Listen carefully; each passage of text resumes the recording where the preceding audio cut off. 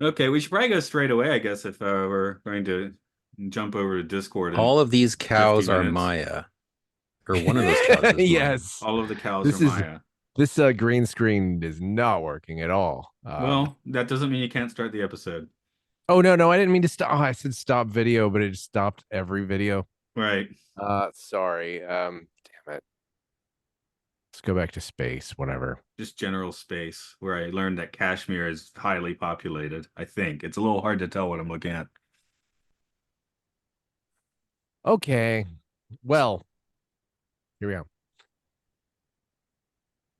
Welcome to Podcast 1999, the podcast about Space 1999, moving into our second season.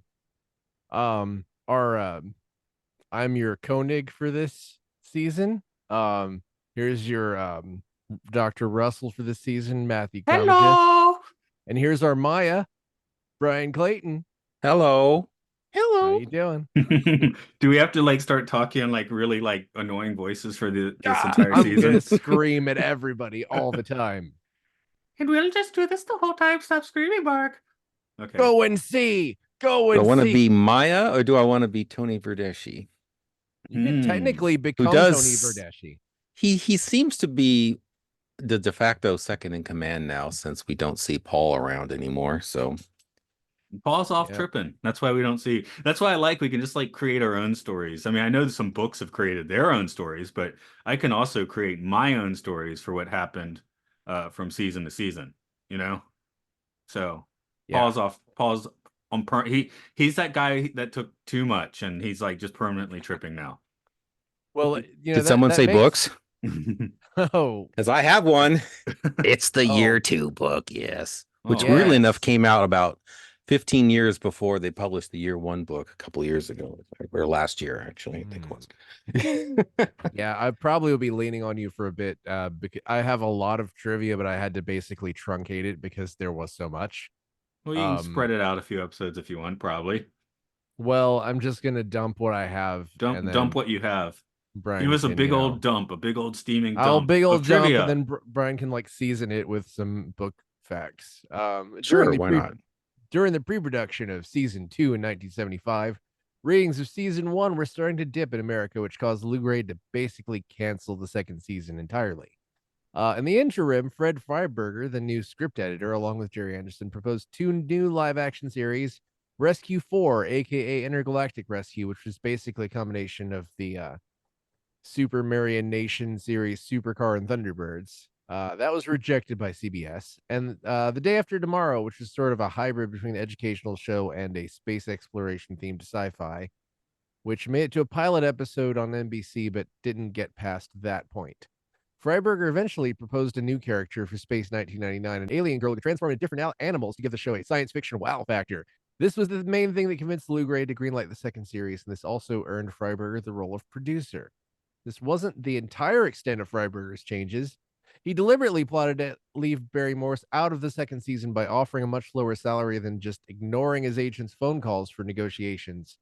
Landau and Bain lobbied for Morse's return, but they were ignored. There was a line in this episode about Bergman dying from a faulty spacesuit, but it didn't make it into the final cut.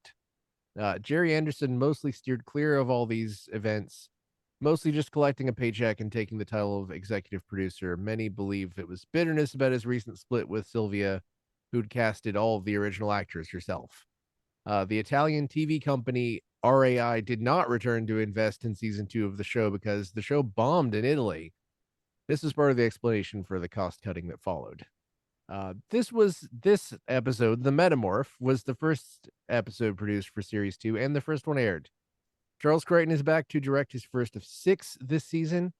Johnny Byrne originally wrote the script in September 1975 in the season 1 format, and it was called The Biological Soul. Also, the planet was called Psycho, and the computer Psyche basically is the one who has a change of heart instead of Maya, and Psyche blows up Mentor and the planet herself. Freiberger, after taking over the role of both producer and script editor, inserted Maya and removed most of season 1 characters. He didn't even intend to have Nick Tate back. And then he inserted the incorrect number of days since Alpha left Earth because he'd only screened 8 of season 1's episodes and didn't actually know that it contradicted previous plot points. After this episode, the character of Sandra is inexplicably renamed Son. Xenia Merton suspected this was nothing more than Freiberger demonstrating the power that he wielded over the production. Freiberger also opted for smaller sets for season 2, although the production did have the ability to use the 2 sound stages that were used for season 1. But this both saved money and got the production out of having to repair the parts of the main mission set that were damaged when filming Space Brain, which I guess is also saving money. Our primary guest antagonist this week is Brian Blessed playing Mentor. You last saw him as Dr. Cabot Roland in the season 1 episode Deaths of the Dominion. This is his final episode on the show, and you'll see that he meets a similarly crispy fate here. Our new main cast member here as Maya is Catherine Schell, aka Katharina Freinschell von Bauschlot. You probably remember her as the titular Garden of Piri in the episode of that name. I may have misused the word titular there. You can tell by the opening credits that she is now a main cast member out of the gate and will appear in every episode this season. Tony Anholt plays Tony Verdeschi, born in Singapore in 1941. Wow. He was an actor in mostly British television productions such as The Mind of Mr. J.G. Reader, Marked Personal, and Turtles Progress. You look forward to seeing him in almost as many episodes as Maya this season. But unfortunately, he passed away in 2002 at the age of 61. On to more temporary guests. As Annette Fraser, we have Anuska Hempel, born in 1941 in Wellington, New Zealand. She could be seen on Her Majesty's Secret Service, Ski Boy, and Scars of Dracula, as well as 4 episodes of UFO. Her last credit was in Tales from the Crypt 1991, but she's still with us today.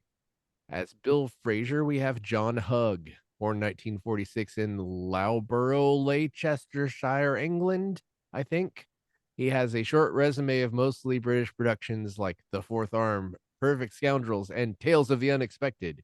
He too is still with us both in the show and in real life. As the ill-fated Lou Picard, no relation, we have Gerard Pequet, Baquis, Paquis? Probably Paquis. Paquis! Not much information on him, but you see him in a lot of movies with good songs named after them, like Shout at the Devil and Aces High.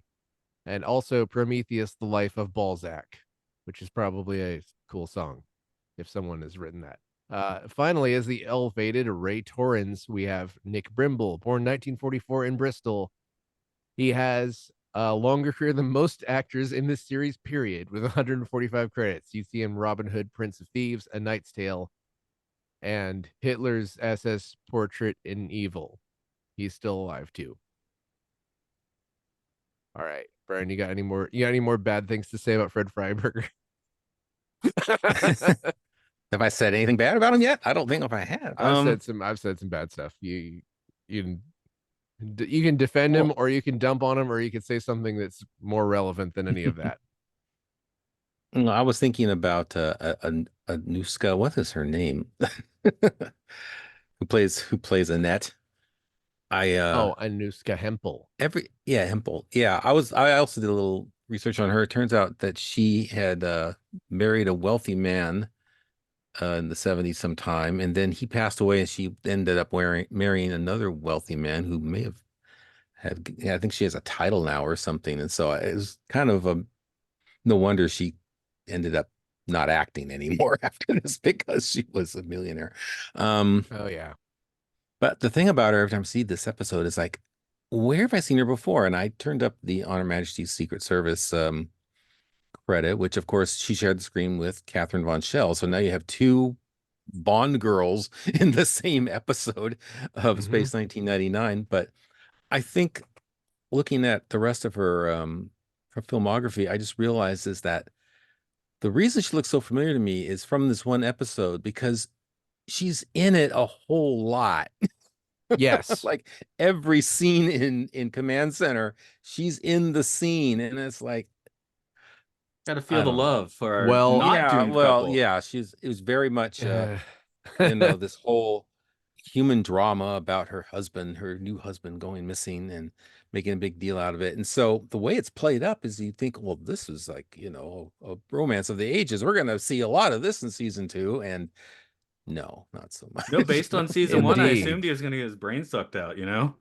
I thought he was going to be an unhappy ending too, but I think that's, well, getting back to Fred, I think he was trying to, humanize the show and have everyone be warmer and fuzzier. And so there'd be fewer, um, tragic deaths and just your basic sort of, red shirts and stuff. And I had completely forgotten there was a character in this episode named Picard. I thought that was hilarious when I realized it's like they beat Star Trek by what, about 10 years. So, and if you want to try to write some fanfic that ties him into TNG, be my guest. Oh yeah. Season 2 marked the time, going back to the novels as I do, marked the beginning of another set of novels that were published, and they were all written by supposedly a man named Michael Butterworth, who it turned out one of the books was ghostwritten by a friend of his because he was given like 5 months to write 6 books, and so he needed some help, which kind of reminded me of was it the end of season 1 of Hitchhiker's Guide, where Douglas Adams had to call in his friend John Lloyd to write some of the story. So, and of course, it was later recompiled by our good friends over at House Media, which no longer have the rights to do it, but I managed to grab a copy of it. Like I said, it was one of the first books that came out from them a long time ago. And it's been all rewritten. I mean, he had a lot of work cut out for him. He had to like tear apart his stories and rewrite them in chronological, what they call chronological order, which is really kind of production order. And you see weird things turn up like they do because they're often, written from scripts that he didn't know were like, early drafts. And so Tony is named Simon Hayes in the Metamorphs adaptation. And for some reason, some pilot named was it Macintosh or something similar to that? I forgot his name. Showed up in place of Alan Carter for no apparent reason. And so it's just kind of bizarre to read it. I did notice something funny in the rewrite is like, is an inside joke as Koenig looked at Mentor and thought he looked kind of familiar to him. I couldn't I put his mean, finger on it though. I couldn't say, Dr. Roland, but I thought that was a kind of a funny joke. I mean, this is, I think, sort of like a Dragon's Domain situation where, I mean, not just because of the ship graveyard, but I mean, someone Mhm. rewrote this script, ripped a bunch of people out of it, and plugged other people into it. Like you could sort of see, I figure that Tony's role was either Paul. Paul or maybe it was Alan, because Alan has feels, even though he does go on the away mission in this episode, it feels like we see him a little less than usual. And there was the whole thing where Freiberger thought that he wasn't even going to bring him back, and I didn't find any information on why, It seemed that how he got back. he just found out that, oh, Alan's kind of popular, so Mhm. maybe we I shouldn't. think there was something like he didn't know how popular he was. Right. Sort of like that thing where they tried to write Harry Kim off of Voyager, and he was like he was in like Time's 100 Most Beautiful People issue or something like that. What's his name? Garrett Wong, is that his name? Yeah. So they were like, no, we have to keep him on the episode. We have to keep him on the show.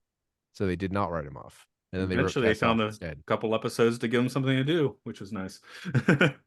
Yeah, And um, I still speaking of think I people still being, think that was, they kind of were just beating him they up the could have given entire him more to series. do, but there's a It couple was episodes he gets after that.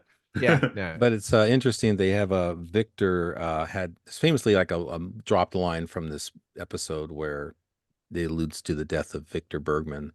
It kind of Filmed. makes its way into the rough draft of, that what this novelization was based off of, but it wasn't expressed deliberately, but then it was rewritten out later in another version. So I'm sorry. It was Garrett Wang. I don't want to get that wrong, and I did. no, I Anyway. believe it's pronounced Wong, but it's spelled Wang. Okay, well damn it. It's sort of You're a right and wrong I've at the messed same up in it's time. like every way Wong. possible now. There you go. No, everyone has. I called him Garrett Wang for years until I learned better. So Word. Before I Um get to the story, I just quick aside, since you said Annette, I've just had Annette Funicello like singing in my head, singing like this and a song. I don't know if you ever listen to Annette singing, but she has lots of albums like um Kitchenette, things like that. I'm sure I've heard plenty of her stuff it's it's incidentally. pretty entertaining because it's like She can't quite sing, but she's not bad, but she sounds like she's putting no effort into it whatsoever, which is weirdly charming. Yeah. Well, this effortlessness is pretty attractive in a Well, way. yeah, Isn't it? without the actual talent, but not an extreme lack either. It's a weird Yeah. zone to be in. Anyway, a story for this episode I will give to you. Do it. 340 days into their journey, Moonbase Alpha has slipped through another space warp and is in dire need of titanium. Fortunately, they've been flung towards a planet that probably has it. They send out an eagle to explore, and it gets consumed by a strange green orb. Alpha is contacted from the planet by Mentor. He has the pilots and is willing to exchange crew and titanium. Commander Koenig smartly wants to make this trade in neutral space, but another green orb sends the command team down to the planet as well. Mentor tries to explain to Koenig the need to restore the planet, Cyclone, by sucking out people's brain juice and having them mindlessly mine essential minerals. He wants the Alphan's brain juice, and he is ready to use his tech to destroy the moon if Koenig does not comply. He's also ready to suck the brain juice out of series regulars Dr. Russell and Alan Carter. Koenig buys time and sends a coded message to Alpha that security officer Tony Verdeschi recognizes as an order to destroy the planet. This doesn't work out as Mentor can pretty much blow up Eagles at will, but his daughter Maya learns the truth of her father's villainy and allows Koenig and his away team to escape. Koenig smashes a bunch of Mentor's equipment, and the planet and Mentor blow up real good. Maya is understandably bummed out by this, but she consents to become Alpha's new science officer, probably because she no longer has a home planet. Oh, and she can also turn into birds and gorillas and stuff. Okay. It's a kind of weird introduction for Maya because is it Mhm. good? Because it does seem like she's just some random guest star side character that, through most of the episode. I don't I don't really feel like any of it is earned, like her character development, because it's sort of like I understand what they were trying to do. It makes sense. Like sure, but it felt like she just was completely 100% delusional and then figured everything out finally because she turned into a bird even though she could have done that I guess I anytime guess she I'm wanted. thinking of 70s character intros. How did Cousin Oliver get introduced to the Brady Bunch? Was he just I don't there? know. Did they say like, "Hey, Cousin Oliver's staying with us now"? I don't remember how that works out. If the new character often just shows up and now they're there, or if they get properly introduced, or what? Not a I haven't clue. watched enough Nick at Night recently. Maybe that's the problem. Most of my Well, it was TV a kind of watching a is rushed introduction. Yeah. And, it yeah, raises a lot of it's questions like Mentor taught her how to transform. How come we never see Mentor transform himself, like He's when his lazy. life was in danger? He's lazy. he didn't turn into into a Hawkman. fireproof He could have turned into a gnat and thing. just flown out of the room or something, just like Maya would have done. So yeah, don't think All too hard things about some of these considered, things. though, I did actually really enjoy this episode. No, I was I very had a happy lot to of fun enjoy with it, it. So and yeah. Oh yeah. I like the new music. I like half of the new music. Half of Sometimes it it's sounds really like inappropriate, but like the new intro is like basically it's not unusual by Tom Jones, but with like a creepy chord progression instead.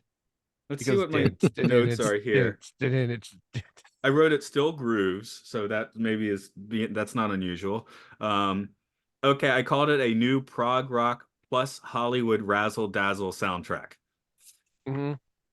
That makes It's sense. it's like Yes's Tales of Topographical Oceans with like sitcom stings.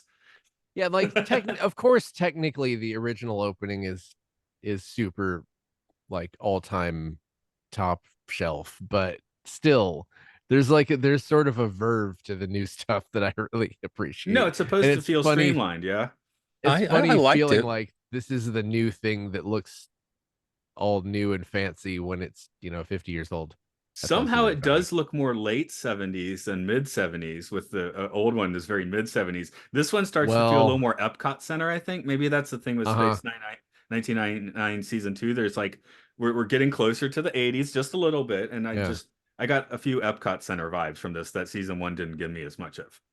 Well, I don't have the dates in front of me, but the production for season 1 was basically, I think, a year and a half, and this started like Starts a January way 76. after. Yeah, a fair Yeah, amount after. and then it lasted a year, so it's kind of like a thing where it's more compressed and way later. Like That's it more took like a a while. normal TV show, isn't it? Well, now it is. I think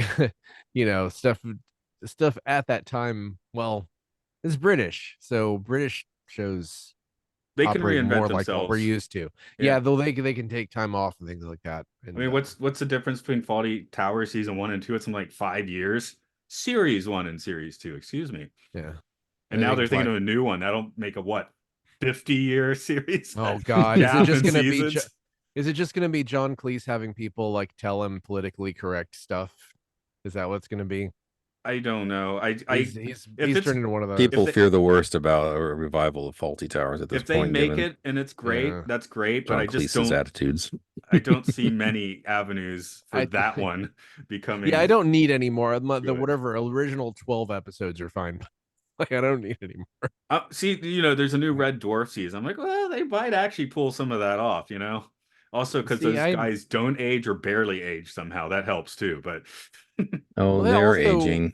there, who's Cat? I That guy doesn't age. I I'm still a haven't. couple of seasons behind on that. I I tried mean, to buy them Lister's all looking on a little DVD. older, but he doesn't It's look like so much of out it. of It's kind sorts. of wild how much they made of Red Dwarf, I but still haven't the watched thing them all. is, I've got like I most of think the DVD. it's a great time to restart that show because there's a lot of new effects they could abuse to do stuff, probably, and there probably some new topics. We'll see. I mean, I don't know. I Well, still haven't even watched all the original ones. regarding the music, I was, a big fan of the Barry Gray LP that came out for season one, and I was waiting for one for season two, and it never came. And so Mm. I despaired at ever hearing that music again. But sometime in the 90s, um, uh, Derek Wadsworth himself released, a CD on his own somehow, and it was in mono, I think, Hmm. based off tapes he had, and he pretty much put out most of all the music he put in season two. And I picked that up. I was like, yay, finally, because there's a lot of cues in there, even in this episode early on that I really liked. And of course, later, Fanderson finally cranked out a couple of 2 disc sets for season one, season two, and then I think they've done it 2 or 3 times since then. So there's Yeah. multiple versions of all the Space 1999 music out there now. But yeah, I enjoyed his score. It wasn't, it wasn't the same. It didn't have that kind of bombastic sort of gothic strings sort of arrangements that Barry Gray gave us. I'm trying to Yeah. remember how long Barry lasted after that. I didn't know if he had I'll have to look it up now because this is something I really should know. Um he died in 96. So it wasn't like he wasn't around anymore to do the music. Oh wait, no, this is a different Barry Gray. I did There's too many not Barry find. Grays. Yeah, I didn't find 84. He died in information 84. on. 84. Okay, well that's still. I mean, that's out So of he the wasn't range. unavailable, but I guess Yeah, that's one of the things that Freiberger Fred did it changed probably. was bringing. Well, point to make is that he did do the score to The Day After Tomorrow, which was produced between seasons one and season two, And we talked about and last week, but we won't. Or which no, we for listeners we talked about last week, but in real life yeah. we So haven't look at all watched the or clever talked things we're about going it to say yet. about it last week. Yeah. But yeah, I wanted to jump straight to season two in part so when I watch The Day After Tomorrow into infinity, I can like chart it a little more as being between. So just as a viewer, I was like, I think I want to see a little bit of season two first, and then I can like kind of place it better, which is why I wanted to do it this way. Um, the first 20 minutes of this especially, it does get a lot more space 1999 once Blessed really starts ranting, but the first 20 minutes or so I was like, this really feels more, even though Sylvia's now gone, it feels more like the pace of like a Thunderbirds or something. Maybe Yeah, the and peppy music did that a little more, dun, dun, dun, like you said.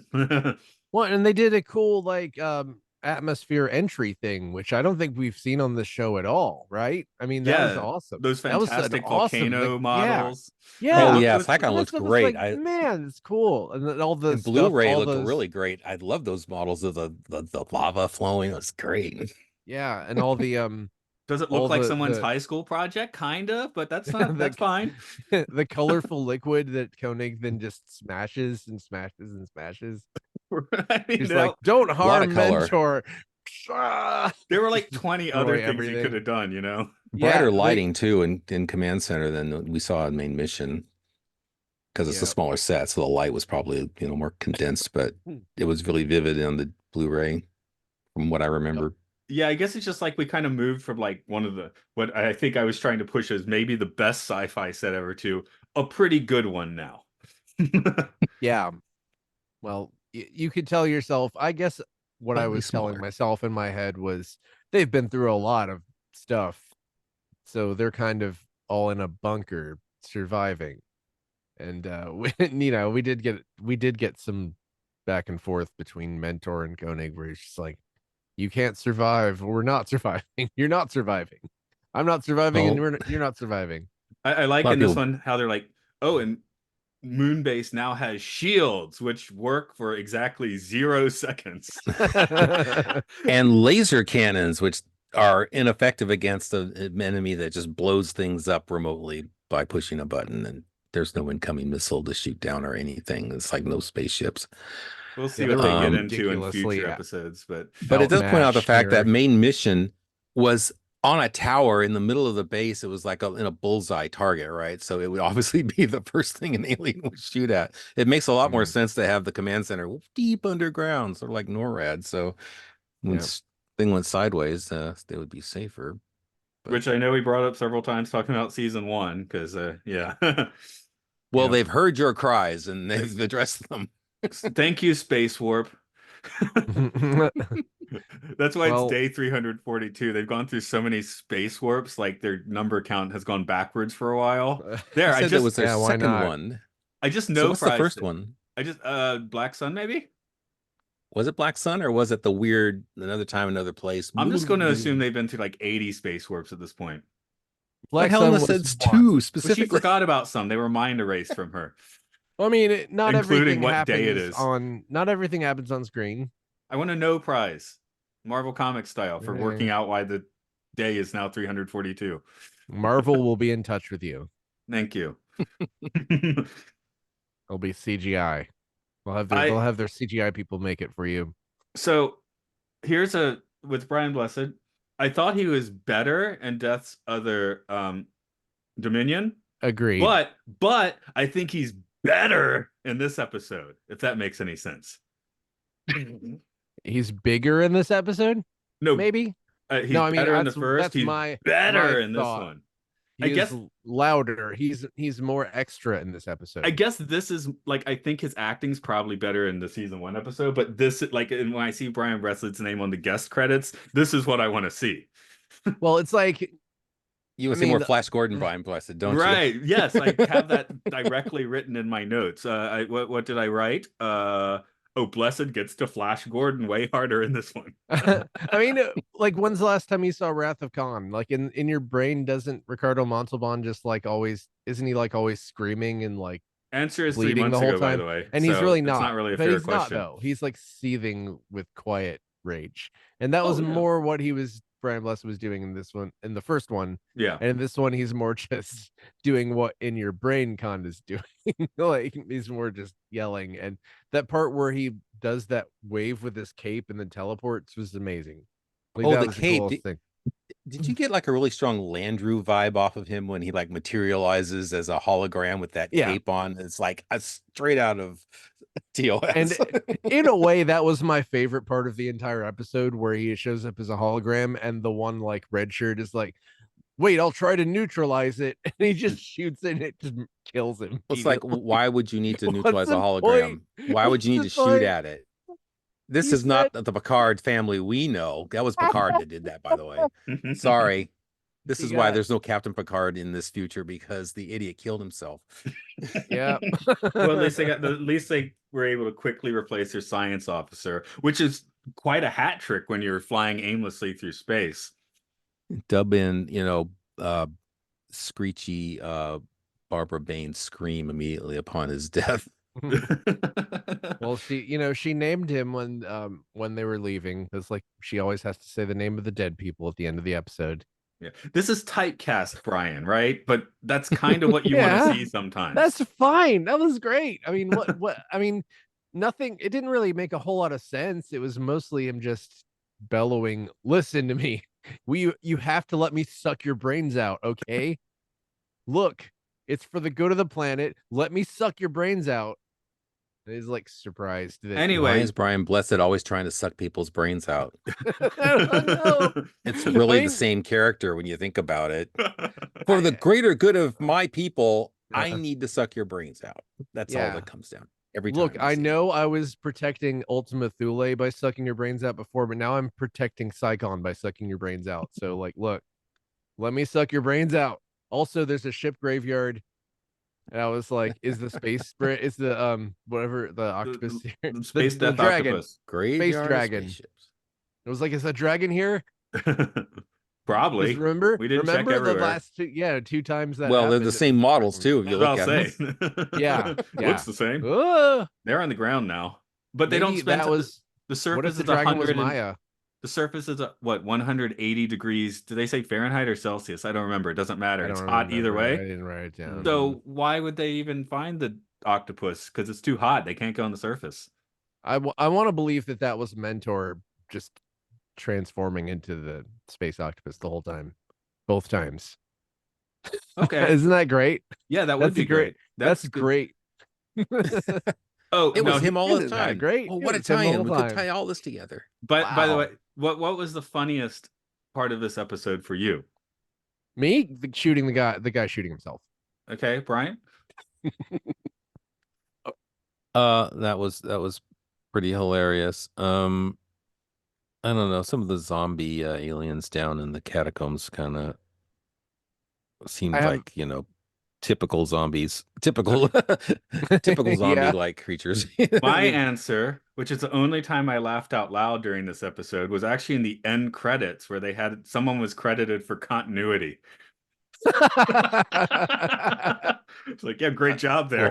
Well, continuity Man. going forward, not continuity No, I know what they from mean. what's gone before. But I had asked like several episodes ago, is anyone even doing continuity? I was like, well, apparently somebody is. Your questions have Maybe. been heard and answered again. Continuity starts now. No, I do have a close second where towards the end when everyone's freaking out and Koenig smashing everything. Yeah, Maya that's says my actual Maya answer, I guess. says no, specifically Maya says, leave Psyche. Psyche made you do evil. Yeah, you go psych. That's a funny line. Made you do evil is okay. Okay, my response Anyway. to that was Power to write corrupts, right? And yeah, and Absolute then she power. turned into a German Shepherd and then a Wookiee. Anyway, the note I wrote was he's gone psychotic. very good. Mark sure laughed did. at it. Somebody laughed I at think it. they thought really maybe kind of, someone I mean, laughed they at it. kind of cheated him out of a good death though, because after Coney smashed enough things that they turned on the flamethrowers and everything, you just don't even see him anymore. You just hear his voice. He's just in the smoke somewhere, and you're kind of wondering. He doesn't seem like he wants to save himself. He almost like he's He didn't want to be kinda around resigned to his fire. fate. He's been burned before. But yeah, well, I think like I said, he could have found a way out of there if he tried. And they were actively trying to rescue him, but he kept saying, "No, get Maya out of here." He's thinking about her and himself, which I guess is noble being a dad. He's like, Well, has one little bit of humanity in him that he cares about Maya's his the daughter. second most important thing to him in the universe. The first being beard dye. No, I thought the first was sucking brains out. I guess or the Oh. planet. Okay, Beard 3 dye. Mayas, 2 sucking brains out, 1 beard dye. I thought that hairstylings was amazing. Yeah. I mean, I do think this would have been better, number one, if the planet had still been called the planet Psycho. But also, I think it would have been better if the computer had killed him, because I'm pretty good with that would have been Psychon. pretty. That would have been pretty satisfying. I think if the computer's like, "No, you are evil." Should we Or trust call it this Cyclone, man? Matt, did you call it Cyclone? Should we trust this man on Planet Psycho? I wrote Psychon because I think Perry Farrell's first band was called Psychon or something. I might be wrong about that. It is Cyclone. No, you said Cyclone, Oh, Yeah, you did said I? Cyclone, which Cyclone and, is wrong. which It's is in your Cyclone. notes, I think. I wrote Psychon at some point because I wrote Psychon is for psychos, so that I got it. It's close Also, enough.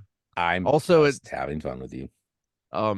Freiberger had in his version of the script they were coming after Terranium that instead Right. of Oh then yeah. someone changed it to Titanium because Titanium is a real thing, even though And people kept saying Titanium. here's where not having Bergman's a problem because now suddenly Dr. Russell, because she's a doctor, knows everything about titanium. I'm like, she's a medical doctor. She wouldn't know everything about titanium. I mean, Who, maybe she does, but why In the was she even future. there? Mentor made a big thing like one of your pilots was injured. It's like it not really. I mean, he had no intention of actually handing them over. He was just going to kidnap them all. So why did he make this excuse? And it was for, Barbara Bain to have something to do for the rest of the episode, come down and do stuff. And then Oh, she was poking around the caves and was like, "Oh, look what I found. Titanium." but another very funny thing in this episode is when they're communicating with Mentor, and there's the guy, which guy was it, Bill, who runs towards the screen and says, "Don't trust him, he's lying, don't trust him," and then like a guard shoots him, and they barely react at all. I think he says something like that he has space madness or something, and they just are like, Yeah. "Oh yeah." They Space barely react at madness. all, which is like that is a huge red flag. you know And then a kind of weird flubbed emotional note is where they go back to save Torrance, who's already had his brain sucked out, and then they fail to save Torrance. I'm like, well, Yeah. did we really need to even bother with all that? It's like we already kind of like They had to emotionally we try. already feel like he's dead anyway. So They probably hoped they could somehow cure him, but of course they probably couldn't. how many He'd just be men in like the old folks home on Moonbase Alpha for the rest of the series. we Maybe only in the lost original script that was Paul Morrow and he didn't have his brain sucked out. Okay, that would have been Oh, better. No, or if he even did that, if it had been like Paul Morrow, then at least it'd be like maybe they can save him, and then they couldn't. That would be a little more resonant than Rando guy who we have already written off as a red shirt, a dead red shirt at that point. Well, that said, it's possible that Martin Landau would think that Paul Morrow was in the episode too much and then write him out of it. So we've seen that happen. Right, we got killed out of it. What number Yeah. are we at now? Let's see. We lose two. I'm just keeping an actual count now. 297 Alphans. We lose two on the planet. How many manned eagles blew up? The first one was a robot eagle, so nobody was on that one. I don't think any of there's parts of Alpha that blew up that must have had people in them. Yeah, Remember when he just says, "I'm gonna blow up your whole thing," and just blows up, just but they don't say anything, so all unmanned. yeah. Okay, yeah, yeah. Yes. Well, I wrote scratch and our eagle, no casualties, and that's my last note. So I guess it's just we're two down on this episode. So It'd be two. cool if they just ran out of eagles right at the end of the series. Oh, that was the last eagle. That's the last episode. So I guess we're cool. Yeah. Get a little meta in a different oh, way is the than the last meta one going to bro. be called The Last Eagle? The last Yeah. episode. I mean, They lose a if, fight in the if last this enemy was, during the last sunset. yeah, if this was now, then you might get a series where there is an episode called The Last Eagle and it just goes somewhere with two red shirts on it and they have a long conversation about things. I And will refer you back to the Battlestar reboot explodes. where it becomes a big deal that they're running out of their Vipers. Ah, man, I do need to watch that, don't I? Yes, you do. Sooner or later. Should I watch? Question. I'm going to ask both of you questions straight up. Should I watch Battlestar Galactica reboot or Star Trek Discovery? Like if I start something today. Galactica reboot. Brian, same opinion. I would have to probably favor Galactica over Discovery. Okay, sold. They're both good choices, but I mean, it's like, well, if you're giving me those two, Discovery's well and good, some very good stuff, but Galactica just kind of, yeah, rocks the bells a little harder, I think. Well, sometimes it's fun to watch something right after it ends. That's what I did with Breaking Bad. So I can just do that with Discovery because it'll be I guess I in a won't year. give any deeper opinion on the overall series. I just let you discover it for yourself. I mean, I don't wanna spoil it people too are much. definitely a lot of people. I've seen some trash talk of such a thing. So yeah, I did, and Anyway, Fair weather baseball fan, right? oh, I'm the fair weatherist of No, why of shouldn't you fan of be? everything. You should be a fair weather fan. Yeah. If it's not good, why bother? Everything. Yeah, if a band puts out one album that's not good, then I stop listening to them. You don't give them a chance with the next album? I might. Okay, I didn't with Metallica, and you know what? It paid off. there we go. So, and any other big points you guys want to throw out on this episode? As I hiccup. Well, apparently they weren't really equipped to deal with live animals, but I couldn't tell. I thought the live animals were pretty fun. Oh yeah, sorry, Mike. I didn't catch all your trivia because I was playing with my sound settings half the time. But I No, assumed it's that was fine. part of your trivia. Not really. No, Oh, okay, I had to, compress right. things. I didn't even give a bio of Fred Freiberger. Oh, Like you got time. You got who time. knows, who knows where that guy came Who from? knows what The Mark will do? bridge. Anyway, it kind of comes to my moment now where we're at season 2 now. I'm like, I'm not sure if my old question still works. Existential dread, sci-fi fun. Does that count for season 2? Should we put it on this I think you episode? could. I Okay, well haven't let's thought let's about it. Maybe existential. No, maybe sci-fi fun versus Okay. sci-fi How- cheese. Okay. Fun Wait. versus cheese. How about What hard if it's sci-fi how versus much? soft sci-fi? Oh, I was gonna That might say how work much better. you existential dread versus how much do you hate Fred Freiberger? No, that's too specific. How about hard versus soft sci-fi? I think that's kind Sure, of that's saying good. it the That's same good. way, but That's since good. we now no longer have the operatic music and settings and weird slow takes, that just and I would say Koenig, when he says we Alphans control our own destiny, kind of that's like the season credo of we're not really focusing on the dread so much. Because season Okay. 1, the Alphans never control their own destiny, which is why No. there's so much dread. But this season, Well, it's they kind of very are much, more. yeah. This is very much is about action. I think we're going to just see a Right. lot more action, which is was present in the first season, but not to the same degree, and a lot more human interest. And he's trying to soften up the characters, trying to make Koenig and Russell more appealing as the power couple, which they weren't really. I mean, they were kind of not official. I don't know who. Is there a bulletin board in the base somewhere that says who's dating who? Are Um, we going I would. steady or not? I'll say this straight up: the ending scene where it was Koenig and Russell and Maya in the ship, definite thruple vibes there. Yeah, most of the episodes apparently are going to end with like Moonbase as a family scenes, as opposed to, Yeah, philosophical aka questions. two people who have found the spark in their. I guess they aren't in a relationship anyway, so you can't have a thruple if you're not a couple first. Yeah. But So I guess I'm Well, good. don't emotionally, want to get into spoilers too much, but there is another younger male character now prominent on Alpha, and now we have Maya. So put two and two Oh, together, you can see where we're gonna might have be. like a 7 of 9 Chakotay situation over here, where it's As like long they're as just it's not gonna. 709 Harry Kim situation. I'll also say I that from time to time you will see opposite pairings. You'll see Russell and Verdishi working together, and Koenig and Maya working together. Yeah, I definitely And felt watching this episode, okay, they are rocking a little more of an ensemble feel now that the first season really did not have as well. Because like Mhm. Paul, you don't even notice Paul till you're like 6 episodes in, but he's after been they there the whole ditched half their time. ensemble, now I they're rocking the ensemble. I mean, I Like bringing a basically new one. botched a lot of the trivia because I didn't understand who was regulars and who wasn't. And it was just like I knew who the guests were, but it took me quite a while to realize that, Alan and Paul Well, were you see Tony regulars. Anhalt and Nick Tate as like featuring, and the very prominent at the beginning of the Yeah. episode. You don't see them buried in the Yeah. end credits like Nick Tate and Xenia Merton and Prentice Hancock. So And for the record, I like the new costumes too, the new jackets and stuff. Yeah, like I said, it just feels more Pretty Epcot like cool. Center those now. jackets. So Pretty love smooth. love the first series feel, but I also love Epcot Center. It feels a little more future world, But Well, even anyway, the your basic question. tunics were jazzed up too, with more Yeah. threading and stuff. Bling. So it all looks a lot sharper.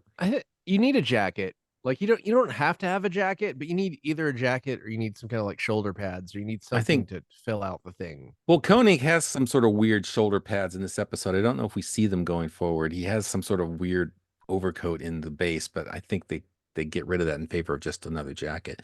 I think Umbase Alpha is probably just 60 degrees Fahrenheit now for the rest of the series because I everybody's will wearing jackets. throw out, just while we're talking Yeah. weird styling, I got my new mic. Got my new mic.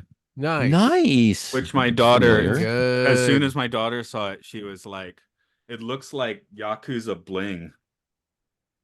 Like a Japanese gangster, Bling. like with a big, like weird chain. She's like, look, it looks like Yakuza bling. So I thought I that was mean, funny. Amazon keeps serving me ads for one of those mics that has a bunch of color LEDs in it, which I'm sure some people use for their streaming or whatever. I was just like, no, I'm not doing that. Oh yeah, Anyway, all the streamers have those things. so for the hard soft sci-fi split, I'm gonna go 80% soft sci-fi because it's crazy Flash Gordon crap. In the best crap in an endearing way, by the way. 20% because some of the flight stuff, like you said, we saw an entry and stuff. They seem to pay a little bit more attention to the mechanics of the flight, if not the interiors of the Eagles. I'm gonna I'll go give it 60. maybe Oh, sorry, go ahead, 60. Brian. No, I was go ahead, probably going to Brian. go about the same. Well, I'll go in between 70-30 Oh, because of I'm the more hardware. We see Eagles with boosters. We see laser cannons on the surface. We see some more cool stuff going on. So that's a little harder in terms of tech. yeah, I'm going 60. Yeah, 60. I'm going 60 soft, 40 hard because for my 40 hard, Directive 4, which is a directive to destroy the planet, so it's like a self-destruct thing. That's pretty hard, right? There's radioactivity, there's zombies.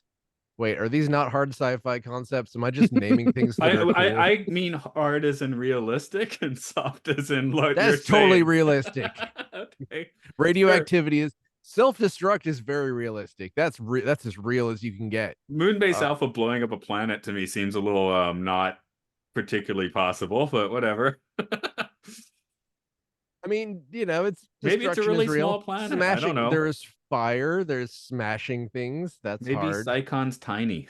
Hey, A Koenig was small calling his moon. bluff about blowing up Alpha. So is this like a Janeway situation where she's going to blow up Voyager every week? Yeah, I hope I so. hope so. This is Oh, just you think you're going to do this that? is Well, I'll just blow up the base. What do you think of that, Mentor?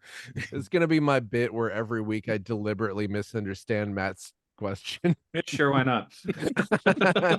No, really, 60-40. I think I think there's a significant amount of I, the reentry thing is so cool. I was just like delighted with because I was expecting this to be completely stupid, and I was like, cool, they took the time to do something that was realistic. I don't know. That's great. Great stuff. I mean, Maybe you'll love Fred by the I end of the season. I love Barry Morse. He's amazing, but a lot of times the dialogue they give him is bad in this It's so series. groovy, baby. They give him well, you see, John. Well, the thing is that we understand psychic abilities, and then this is, like they give him things to explain that are Oh, like in the already troubled spirit. complete Yeah. nonsense. Yeah, like Yeah. there's a It's just, lot of it where he is assigned to explain nonsense as if it is hard science. So it's like almost just taking that out. Like I don't know. Maybe that's not fair, but oh god, I find that frustrating. Like, I feel like maybe the show is pretending that it is hard sci-fi less now, which is kind of good. Yeah, I'm gonna take a producer looking at the clock thing and go ahead and do our rant. I guess we gotta bump out for today, but Okie dokes. you dig this? If you dig this, Yeah, we're on Patreon at Podcastio Podcastius. We do this. Sometimes you get some extra banter with it. We talk about really good films and really bad films on Films and Filth and Kane of Podcasting. The Twilight Zone on Time Enough podcast. You can hear some stuff about video games with Luke Loves Pokemon, Hyrule Field Report about Zelda, and the Game Show where gamers game themselves in a game of sorts. Okay, I think I indeed. got through that. I Sorry, mean, sorry, Mark. I just know I can blast that out faster than you when I have no, to. no, good job. Justice for Barry Morse, justice for Prentice Hancock, justice for David Cano. Cheers. And soon Matthias. Isn't he only in and like one or Tanya. two episodes of this? Yeah, Tanya's gone too. I'll Enjoy miss those Matthias guys. while you They're have great. him. Yeah. Well, I mean, technically, Barry Morse is in the credits of this on IMDb, and I have no idea why. Maybe Okay. they mention him in Pour in my deleted 40. scenes. Pour in my Anyways, 40. well, here's to new animals and stuff in the future. And we're all aliens. Yeah. Yeah, we're all aliens, Everyone's an alien, man. which means that we're a family, which means that we're a throuple on Alpha. And you can turn into a gorilla. Oh yeah.